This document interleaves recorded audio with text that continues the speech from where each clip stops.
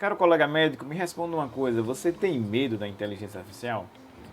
Seja muito bem-vindo, seja muito bem-vinda à comunidade Inteligência Artificial e Medicina. Aqui nós discutimos as estratégias na sua jornada para entender e aplicar a inteligência artificial na sua prática médica.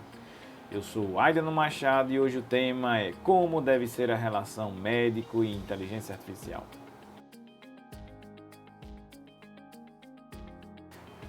Bem, nessa primeira parte aqui do vídeo, seguindo até o nosso tema, eu acho que muito desse medo vem muito do não entendimento, realmente da confusão que é gerada hoje em dia.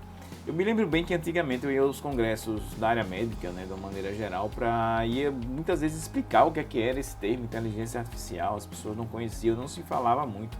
Hoje em dia se fala tanto de uma maneira tão comum, com cada vez mais e mais pessoas, assim, é difícil ver um congresso hoje que você vá assistir, que você vai ver uma coisa que não tem N pessoas falando do termo inteligência artificial, que hoje eu vou muito mais nos congressos para dizer, peraí gente, não é bem assim, inteligência artificial não é isso não é isso que estamos falando, ou seja, são tantas certezas na maneiras como se define a área, como se apresenta a área, como se apresenta as soluções, que hoje eu vou muito mais para os congressos, nas apresentações, explicar o que não é de fato inteligência artificial para o que é verdadeiramente inteligência artificial.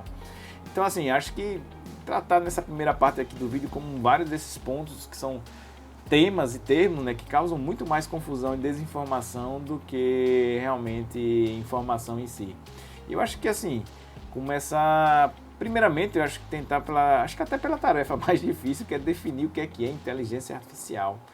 Bom, é uma área da computação, né, que ficou aí bem encarregada de se pesquisar e se realizar atividades que são bem desempenhadas como humano, né, pelo humano em si, com alguns pesquisadores logo lá no início, e até hoje em dia vocês vão ver que tem várias definições. Eu não vou conseguir esgotar isso agora nesse vídeo não, mas vai ser com certeza um tema recorrente aqui nos nossos encontros.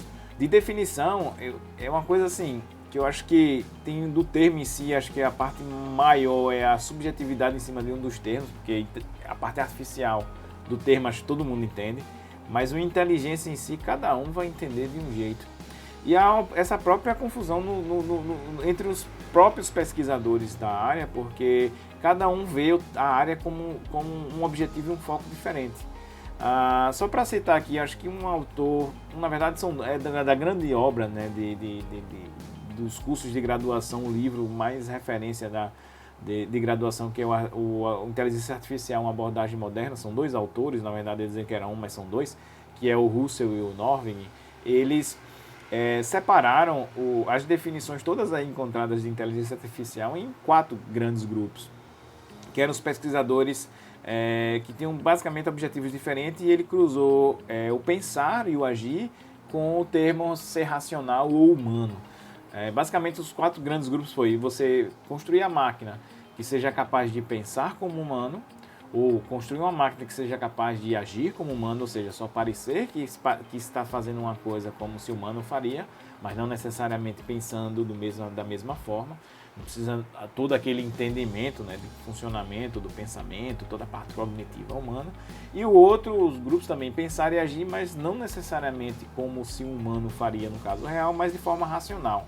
Então pegando todo aquele arcabouço teórico lá dos gregos, Sócrates e tal, da lógica, né? Então acho que separando esses 4 grandes grupos aí, a gente vai pegar diversas definições que vão ter essa vertente de reproduzir o pensamento humano, ou de reproduzir o comportamento, ou numa outra vertente que já usa toda uma bagagem teórica em vez de ir para ramos e ramos de entendimento do humano, para a parte racional, certo? Acho que seria essa, se tivesse que dar uma referência um pouco mais acadêmica, mas nesses anos aí eu tive uma definição, que aí eu acho que simplifica um pouco mais o entendimento. Acho que nesse primeiro momento dá para entender bem, que aí eu defini a área de inteligência artificial como o seguinte: dotar a máquina da capacidade humana de fazer alguma coisa. E aí nesse de você coloca aí o que você tiver preocupado no momento, por exemplo, seria dotar o computador da capacidade humana de falar, de entender, de escrever, certo? De andar, e assim sucessivamente. E aí você enquadra, se encaixa aí onde você achar melhor a definição de estudo e de solução que você estiver dando com as técnicas aí de inteligência artificial. Claro que tem toda aquela vertente, né, de ser onipresente e tal, que eu acho que dá muito mais pano para discussão e uma roda de conversa em si do que um resultado mais pragmático. E dentro dessa definição, muitas vezes eu gosto até de estendê-la, né, no sentido de até cortar essa parte humana, que eu não vejo a área de pesquisa como sendo necessariamente você estar preocupado ou estar com essa amarra de fazer como se um humano faria.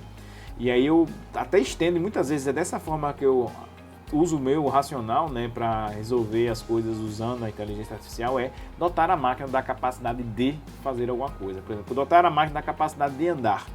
Eu não necessariamente preciso fazer que a máquina ande como um humano, tá? Tem várias formas de andar, se deslocar e as outras até mais efetivas, e eu acho que a gente fica até mais livre para criar soluções que são até mais interessantes.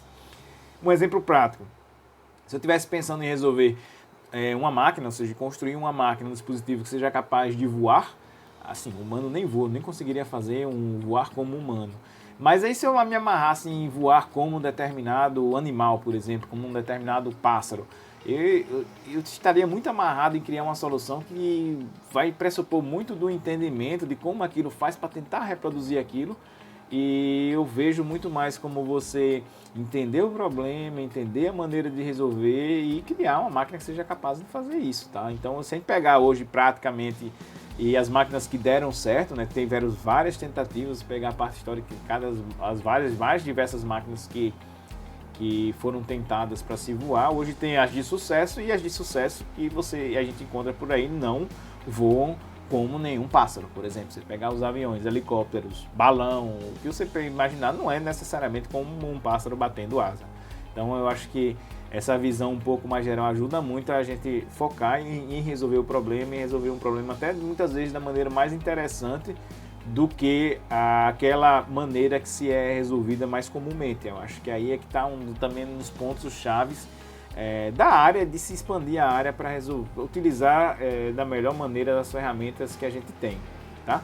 Continuando aí a ideia dos termos, o outro termo que eu vejo muito confuso com inteligência artificial e quando a gente vê falar dessa área, dessas novas tecnologias, é o termo de aprendizagem de máquina.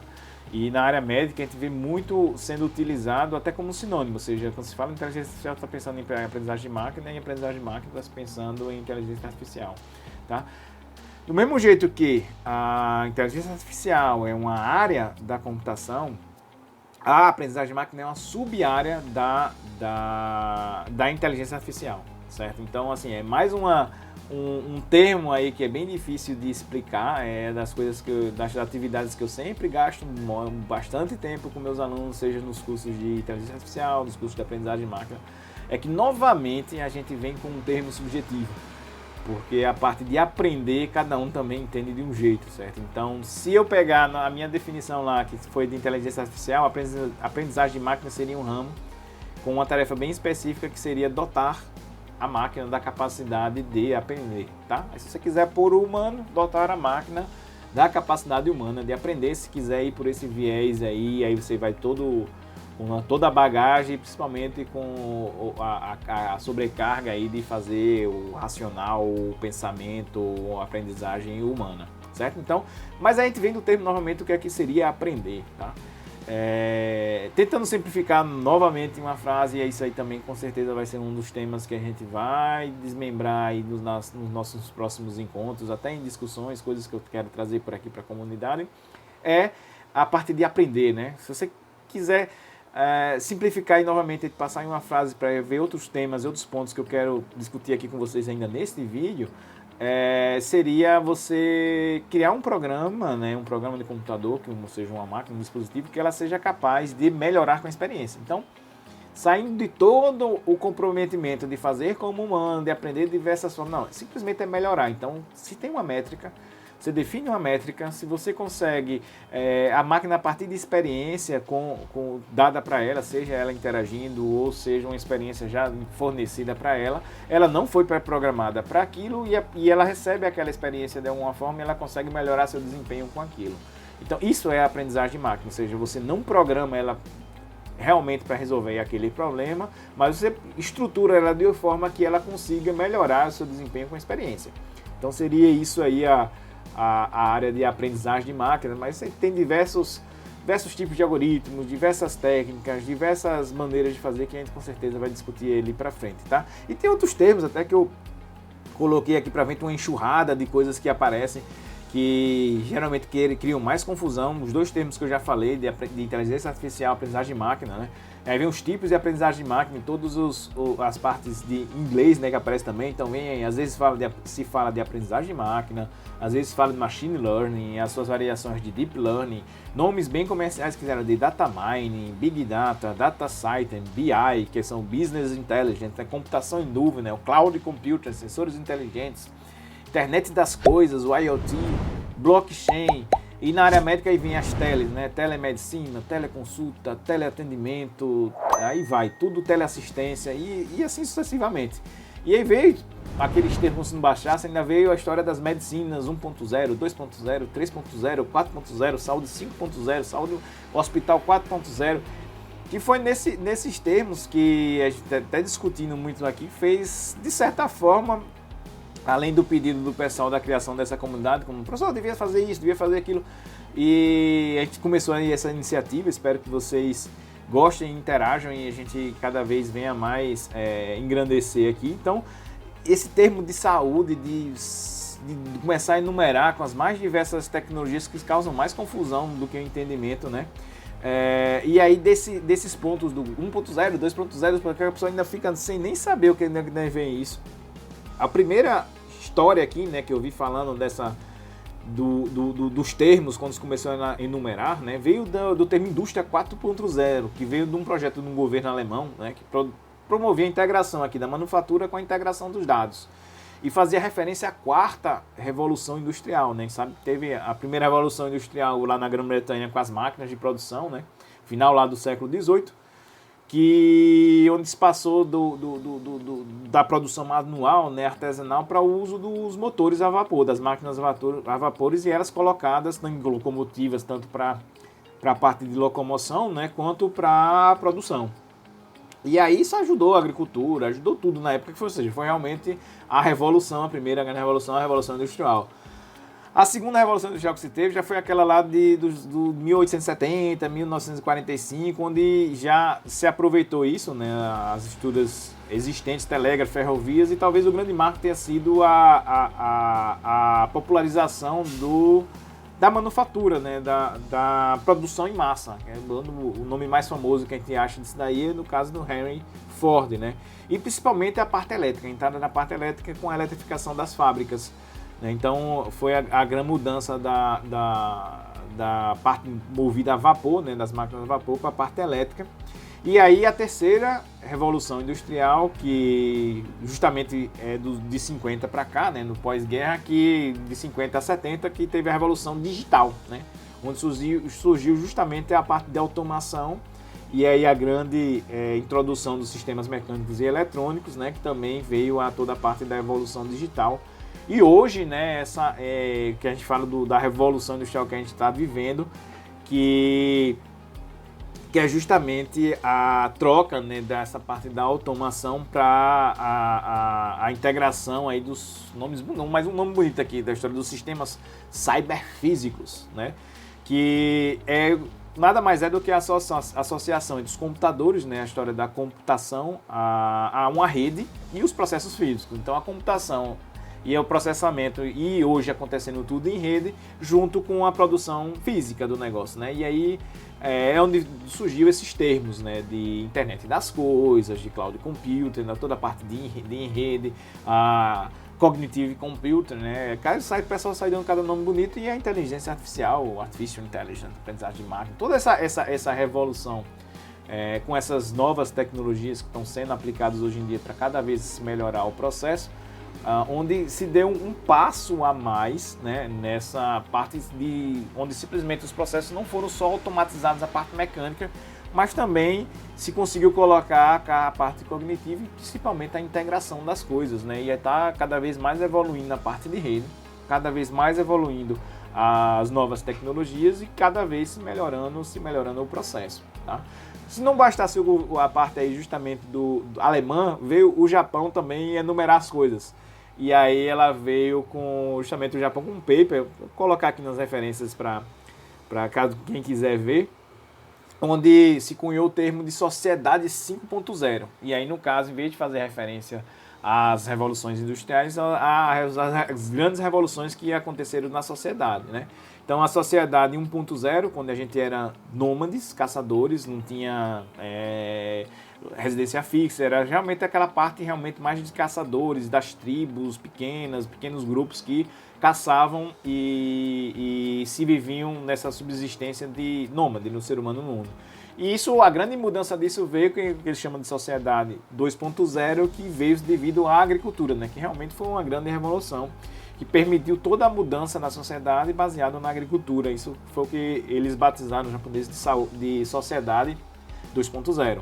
Depois veio a sociedade 3.0, que foi justamente a era industrial, né, que aí já coincide um pouco com a outra. Depois a sociedade 4.0, que é essa que a gente está vivendo, que é a tão famosa sociedade da informação, onde a informação é o bem maior, bem mais caro que temos hoje em dia. E aí eles já cunharam o termo, que esse foi a grande história da revolução do 5.0, certo? Que é o que é que muda, né? Justamente a introdução de todas direcionamento, e tudo isso está sendo criado para a geração de valor para as pessoas, ou seja, coloca-se a pessoa no centro do processo e tudo que é criado, que é desenvolvido, precisa ter um valor para se trazer para a sociedade. Então é uma sociedade que seria centrada mais nas pessoas e na solução dos problemas para as pessoas, certo? E aí, no termo lá dos artigos, ele fala até que seria a sociedade da imaginação. O que eu achei uma coisa bem interessante, que é nessas comparações que até eu faço, e até vou falar talvez da história do medo, da inteligência artificial, porque eu digo que está longe ainda do ser humano, porque a máquina ainda não é capaz de imaginar as coisas. E é interessante que aí essa sociedade 5.0 seja não a da informação, mas sim a da imaginação, porque seria a que agrega, né, valor para as pessoas. E quando eu vejo esse termo, se fala de hospital, a gente vê e vai fazer o hospital 4.0, que seria justamente essa parte de integrar, né, as ferramentas de informação, as novas tecnologias na área da saúde, que também com certeza a saúde acompanhou. A gente teve a saúde do tempo da sociedade 1.0, 2.0, 3.0, 4.0, 5.0, que é o que está cunhando como um termo ainda bem utópico. E eu tenho certeza que a saúde vai continuar e a medicina vai continuar em todos os pontos zeros que aparecerem daqui para frente. Mas uma coisa que foi bem interessante é que a gente já vinha fazendo essa parte de saúde 5.0, de medicina 0.0 já há quase 10 anos antes do termo. Que é o quê? Que é onde vem o grande ponto, né, chave aí desse vídeo, que é centrar o médico, né, as pessoas que são atores aí importantes nesse processo de construção dessa sociedade, no caso da saúde. Eu vou falar agora de saúde 5.0, que é você colocar realmente o paciente centrado, né? São as pessoas, né? São os profissionais de saúde, são principalmente os pacientes, e soluções de saúde para gente, para todo mundo, para as pessoas. E isso a gente já vem fazendo há mais de 10 anos, porque um ponto-chave que eu vejo nessa parte, e até do tema do vídeo, né, relação médico-paciente, e tirar esse medo, eu acho que os médicos e profissionais de saúde, eles têm que ser protagonistas nessa revolução que está acontecendo, porque é quem entende dos problemas, quem detém o conhecimento, que está na linha de frente do negócio e que deve guiar o processo, tá? Então, toda a parte da computação que se vem sendo criada, da inteligência artificial que se vem sendo criada, ela deve ter uma participação fortíssima dos profissionais de saúde, dos médicos, enfermeiros, fisioterapeutas e assim sucessivamente, ou seja, de todo mundo. Eles devem estar central. Então, não se deve ter medo de forma alguma e, pelo contrário, se deve trabalhar cada vez mais para que essas pessoas estejam na criação. Ou seja, não é para isso ficar na mão dos algumas pessoas lá que estão, alguns meninos, vou dizer dessa forma, lá do Vale do Silício, e sim essas pessoas que estão mais centradas, mais conhecedoras dos problemas, assim, elas que têm que guiar o processo. Isso é uma das coisas que é fundamental, é uma das coisas que a gente vem fazendo já, como eu disse, há mais de 10 anos, 12 anos, quase, 12, 13 anos, e é um dos pontos que fez a criação aí justamente dessa comunidade, cada vez ter isso mais forte, que eu vejo que está aparecendo. já diversas iniciativas mundo afora, desde alguns anos já, e eu acho que isso é importante aqui que a gente comece e que faça isso aqui também no Brasil, tá? Nessa segunda parte aqui, talvez você esteja se perguntando quem é essa pessoa que está falando isso e por que essa pessoa, quem é que está me vendo aqui pela primeira vez, está falando isso para mim, né? Bom, eu sou, o nome eu já falei nisso, Aidon Machado, né? Para quem ainda não pegou no iniciozinho do vídeo, mas eu sou bacharel em medicina justamente e também em ciência da computação. Então eu tive toda a minha formação em ciência da computação, não foi a primeira coisa que eu quis fazer, né? Como sempre gostei de ciência, biologia e tal, quis fazer biologia marinha, mas não tinha essa faculdade quando eu fui prestar o vestibular. Como tive um certo destaque, gosto muito da parte da área de exatas, tinha feito técnica de eletrônica e tal, acabei fazendo ciência da computação, foi o curso que eu acabei me interessando bastante para fazer a graduação, e fiz graduação, já finalizando a graduação na área de justamente de recuperação de informação, um dos pontos da inteligência artificial, que estava bem no boom dos buscadores, né? Aí fiz graduação, especialização TCC em inteligência artificial, depois fui mestrado, lá na UFPE, um dos grandes centros de informática do Brasil, na área também de inteligência artificial, de sistemas agentes inteligentes, sistemas multiagentes, e depois aí fui lá para o Leipzig, né, dentro da Universidade Pierre-Marie Curie, lá em Paris, um dos grandes centros lá da Europa também, para continuar a pesquisa e estudo em cima de inteligência artificial, sendo que agora no doutorado na parte de aprendizagem de máquina. E eu fiz essa formação. Voltando para o Brasil, né, comecei vem aquela grande pergunta, né, de como ser pesquisador, cientista, que foi sempre o que eu quis fazer. Tinha um grupo muito forte no local que eu trabalho na parte da educação, eu comecei a fazer alguma pesquisa na área de educação, não me encantou muito até que eu comecei a trabalhar junto com 2 outros médicos e fazer pesquisa na área médica, né? Então, desde lá para cá que eu venho orientando vários profissionais da área de saúde, médicos, né, enfermeiros, fisioterapeutas, bastante médico mesmo, principalmente na área de oftalmologia e outras áreas também, de parte de radiologia e tal, mas mais nessas áreas. E a gente vem num processo de formação de pessoas dessa parte de saúde para se trabalhar com os modelos preditivos, com inteligência artificial e na construção de justamente da inteligência artificial para resolver problemas da prática médica realmente. E a gente vem, né, criando esses profissionais que são capazes realmente de construir, né, soluções de inteligência artificial para a parte médica, para a parte de saúde, justamente propondo soluções que são realmente interessantes e úteis, porque focam em problemas de verdade, e essa formação permitiu eles fazer e construir esse tipo de solução, né? E foi durante esse processo que eu acabei me encantando com a área. Eu brinco que foi um surto, né? Porque não foi uma atitude não muito, vamos dizer assim, convencional, e eu acabei me encantando com a área e fazendo novamente um curso de vestibular e tal, e fazendo o curso de medicina. Então hoje me encantei ao ponto realmente de também conhecer o outro lado e atuar e trabalhar realmente como médico, então médico e cientista da computação. Não que eu acho que todos vocês precisem fazer isso daí, não é isso que eu estou defendendo aqui, mas eu acho que o caminho inverso é até mais fácil. Vocês formados em medicina entendem muito mais do processo, e você fazer um estudo e entender um pouco mais do que seria essas outras áreas que estão acontecendo, o que está acontecendo e sendo utilizado, é um caminho muito, muito, muito mais fácil, muito mais rápido. E é isso que a gente vai estar discutindo por aqui. E hoje, assim, a gente está bem feliz com as pessoas que a gente conseguiu formar. Eu tenho certeza que isso foi importantíssimo para a carreira delas, e espero que tenha alguns para falar aqui com vocês. Espero que a gente tenha alguns encontros, alguns bate-papos com alguns deles aqui. O que a gente quer aqui com essa comunidade é justamente a expansão disso. É que cada vez tenha mais gente que entenda do assunto e que cada vez mais participe. Porque se você me perguntar por que é importante para um médico aprender inteligência artificial, é porque justamente isso, ele deve estar no processo de construção disso, que cada vez vai ser mais presente na nossa prática médica. Então, em vez de a gente receber pronta as coisas vindas de fora, nós temos que participar disso.